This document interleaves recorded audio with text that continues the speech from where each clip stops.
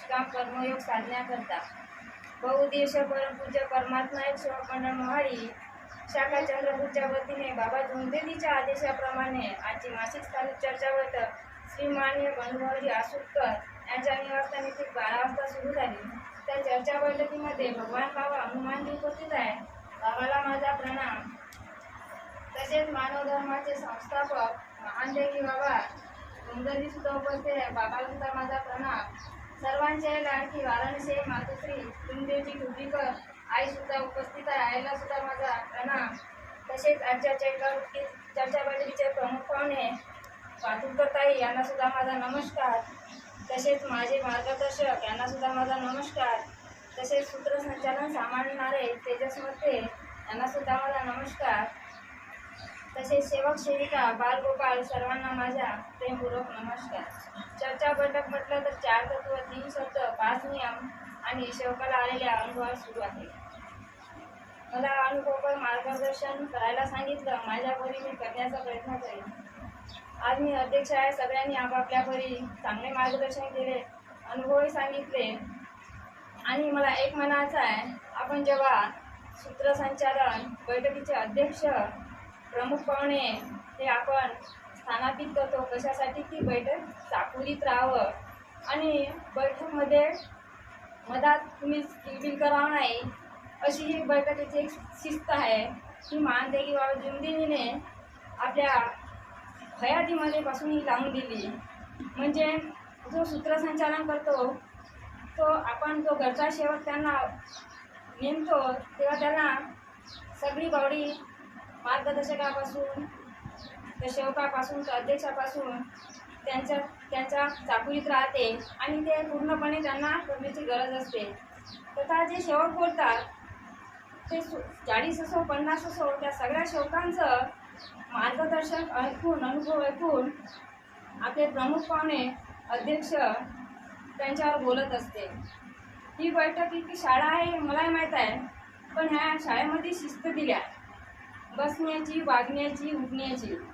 आपण या शिस्तेमध्ये जर वागलं तर आपल्या बैठकीला शोभा येते, अन्यथा शोभा येत नाही।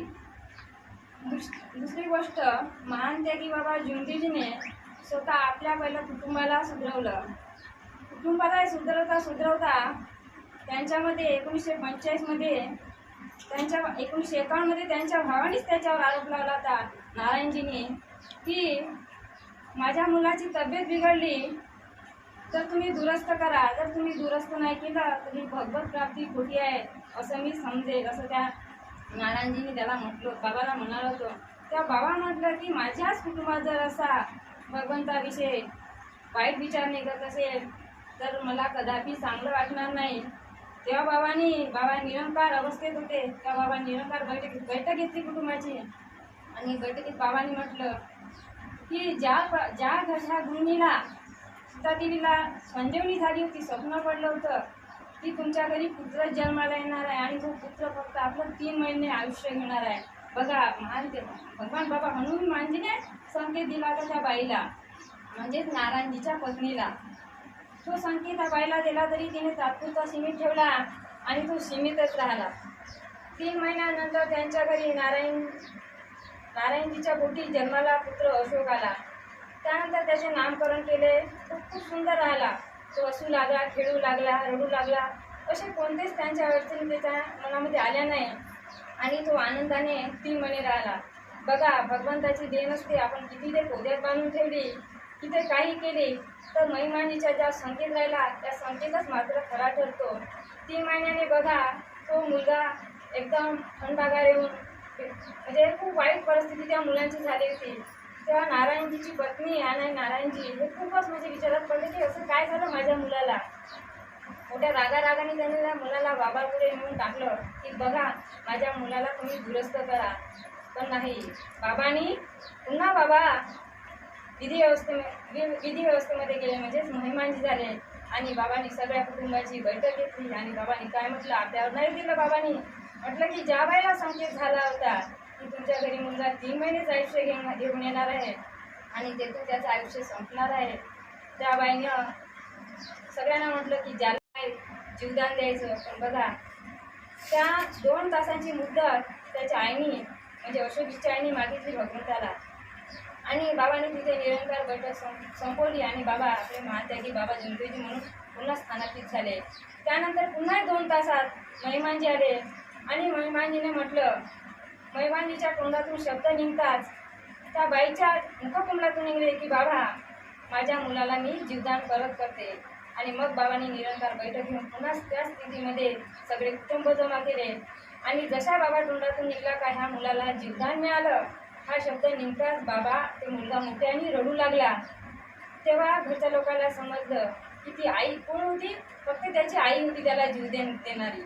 म्हणजे तिनं म्हटलं की माझं मी आज त्या वर्षाची त्याची आई 40-45 वर्षाची असेल. तिनं म्हटलं की आपण एवढं सारं जग पाहिलं आणि जे अपुरं आयुष्य आपल्याला मुलाला जग दाखवायचं आहे तर आपलं अर्ध आयुष्य आपण आपल्या मुलाला देऊ. म्हणून त्या माऊलीने आपल्या मुलाला जीवदान दिलं आणि अशोकजी ते जिवंत झाले आणि 15 दिवसात त्याची आई मात्र भगवंताने आपल्या शरीरामध्ये विलीन केली. कारण की संकेतच तसा भगवंताचा होता की तुम्ही जीवन द्या की तुम्ही घ्या, मुलाला वाचवा किंवा तुम्ही वाचवा, पण 3च महिन्यात कोणाला एक जण जाईलच. म्हणजे बघा आपण वेळ आली तर सगळ्यांना दोषी ठेवतो, कोणाला दोषी नाही ठेवायचं, अनेकाला नाही ठेवायचं, शेवकाला नाही ठेवायचं. फक्त मात्र भगवंताप्रती आपला विश्वास पाहिजे आणि आपला विश्वास भगवंतामध्ये मला हे पाहिजेनच ते ठामपणे मागायचं. आणि प्रत्येक गोष्ट कसं नियमानुसार होते, चाकोरीनुसार होते. आता काकाजीला वाटलं असेल की माझ्या मुलांना प्रस्तावना म्हणायला लावली, पण ती एक बाबांची शिकवण आहे. म्हणजे बाबांची ओळख, मार्गदर्शकाची ओळख, अतिथ्याची ओळख, प्रमुख स्वामींची ओळख, शंकांची ओळख, त्यासाठी हे प्रस्तावना केली जाते. याच्यात कमी वाटून नाही घ्यायचं, कारण की नवीन सेवक असते त्यांना शिकायला वेळ लागते. आम्ही शिकत नव्हतो कारण की आम्हालाही मार्गदर्शकांनी शिकवायला 8 दिवस लागले आम्हाला की प्रस्तावना असं बोलायचं नाही का, म्हणून कमी कधीच मानायचं नाही. जे प्रास्ताविक असते ते बाबाची म्हणजे हयातीतली काय अनुभव आहे त्याच्यावर तुम्ही बोलायचं. आत्मबोध लता दिदी येतात त्याच्या माध्यमातून आपल्याला हयातीतले अनुभव ऐकायला मिळते कुठे जर लता दिदी आल्या तर. आणि वागणूक म्हटलं तर आपल्या नियमामध्ये मुलीमध्ये किती अनेक वाईट वेषण आहे, 14 शब्द आहे. त्या शब्दाचं आपल्याला पालन करावं लागते. आणि तत्व दिले 4, त्या तत्वामध्ये 2 तत्व भगवंताने आपल्याला दिले, आपण 2 भगवंताला दिले. 2 तत्व जे समोरचे आहे ते जर आपले तंतोतंती पाळले तर आपल्याला इच्छानुसार भोजन आणि दुःख दारिद्र्य दूर मिळते. आणि जे भगवंताचे 3 गुण आवडते आहे, सत्य, मर्यादा, प्रेम, ते म्हणजेच कसे जे आपण सत्य बोलतो तेव्हा मात्र हक्काने सांगायचं की ह्या शौकाला किंवा अनेकाला मी असं म्हटलं होतं. जर तुम्ही तात्पुरता त्याला मागे मागे म्हणाल तर तो सत्य तुम्हाला काम करणार नाही. प्रेम म्हटलं तर सत्य, मर्यादा म्हणजे कोणी जर आपल्याला अपशब्दांनी बोलत असेल तर त्याला मर्यादित 2-3 वेळ सांगायचं आणि तिसऱ्याने म्हणायचं मात्र भगवंताला संकेत पोचून द्यायचा की बाबा मला तरी तुमच्यामध्ये म्हणजे काहीतरी सुचवा, नाही तर त्याला तुमच्यापरी सद्बुद्धी द्या. तेव्हाच आपल्याला तो मर्यादाचा म्हणजे एक आपल्याला तो अनुभव घेता येते. प्रेम म्हटलं तर अनेकवेळा आपल्याला खूप बोलून राहिला, खूप शिवा देऊन राहिला, त्याला मात्र प्रेमाने जिंकलं तर ह्या 3 गोष्टी जर आपण चांगल्या केल्या तर आपल्याला एक गुण बाबाचे 3 औषध मिळते. जे 5 नियम दिले ते 5ही नियमामध्ये कुटुंबामध्ये पहिले कुटुंबामध्ये वागवा, कुटुंबानंतर ते शौकामध्ये करा, शौकामध्ये अनेकामध्ये करा. फक्त आपण काय कोणासाठी मरू ना, भगवंता प्रति मरू ना आणि शौकामध्ये आपण मरू ना, अनेकामध्ये आपण वावरताना जिवंतच आहोत. म्हणून आपल्याला प्रत्येकाला अनेकामध्ये सामना करावाच लागतो. दारूच्या ह्याच्यात किंवा वाईट व्यसन करणाऱ्या अशा खूप काही गोष्टी आहेत त्यांच्यामध्ये आपल्याला सामना करावा लागतो. कारण की आपण एकटे सेवक पडतो.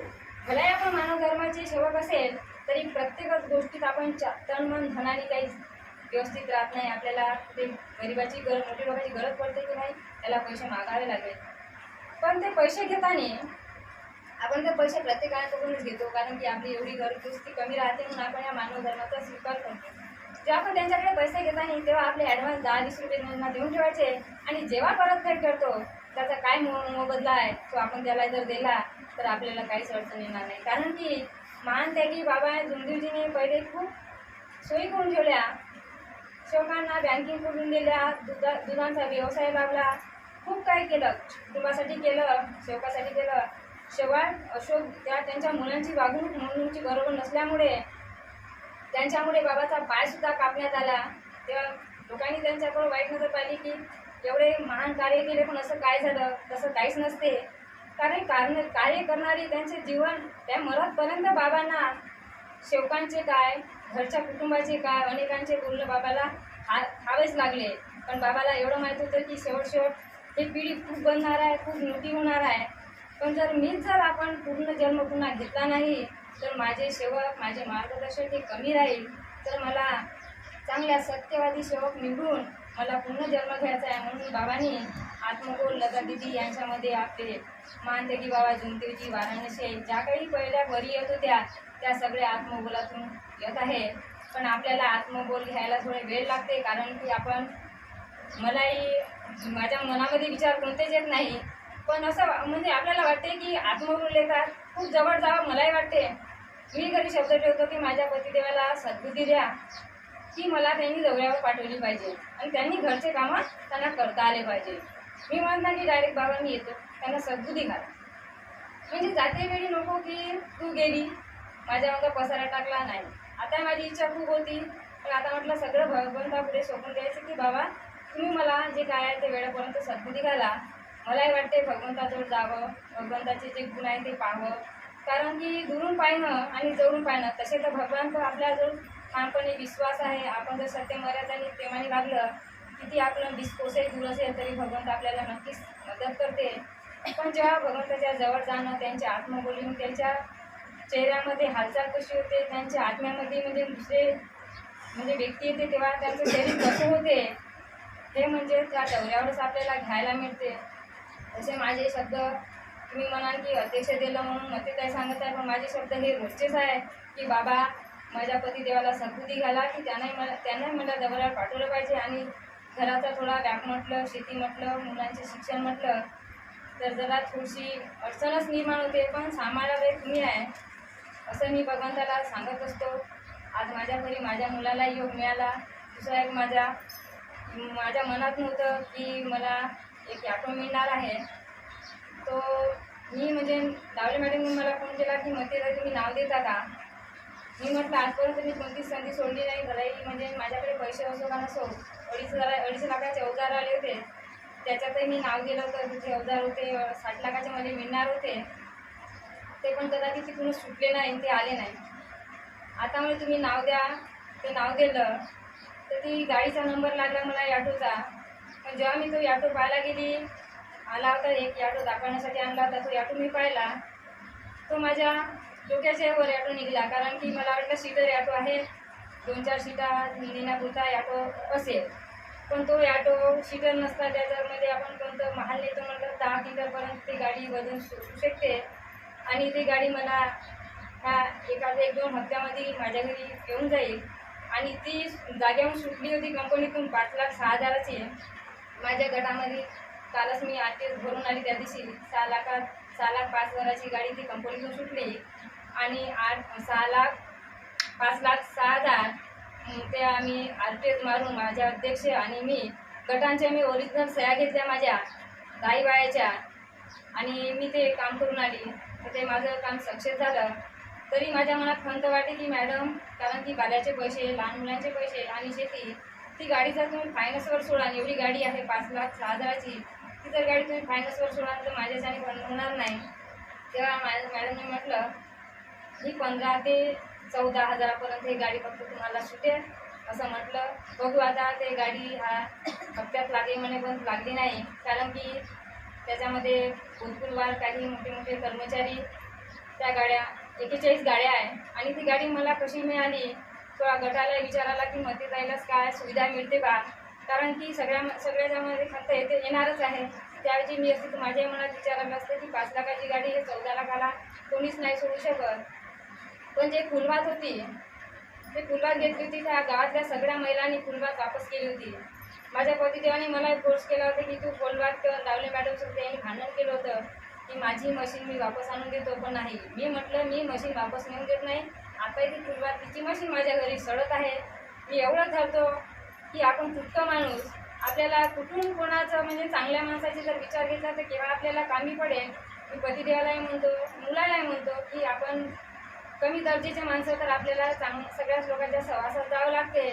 म्हणून जेवढं करता येईल तेवढं प्रेमानेच घ्या. तेव्हा त्यांनी पतिदेवाचे सुनलं नाही, माझं नाव देऊन टाकलं. आज ते गाडी मला मिळाली ते माझ्या भगवंताच्याच सहाय्याने मिळाली असंही म्हणायला हरकत नाही. कारण की देतो तो भगवंतच देतो. पण फक्त मी घेऊनच राहिली, भगवंताला फक्त मी विनंती प्रार्थना देऊन राहिली.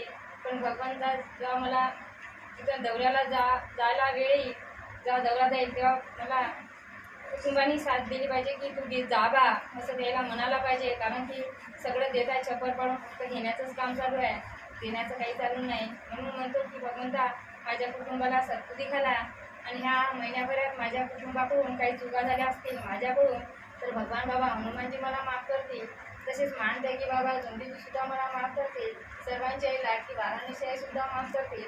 तसे बैठकीचे अध्यक्ष, माझे मार्गदर्शक, सेवक सेविका, बालगोपाल सर्व मला माफ करतील आणि आपण भगवंताला ऐकते जय भगवान बाबा हनुमान जी की जय, महान त्यागी बाबा जुमदेव जी की जय, परमात्मा एक। सत्य मर्यादा प्रेम कायम करने वाले, अनेक वाइब्रेशन बंद करने वाले, मानव धर्म की जय।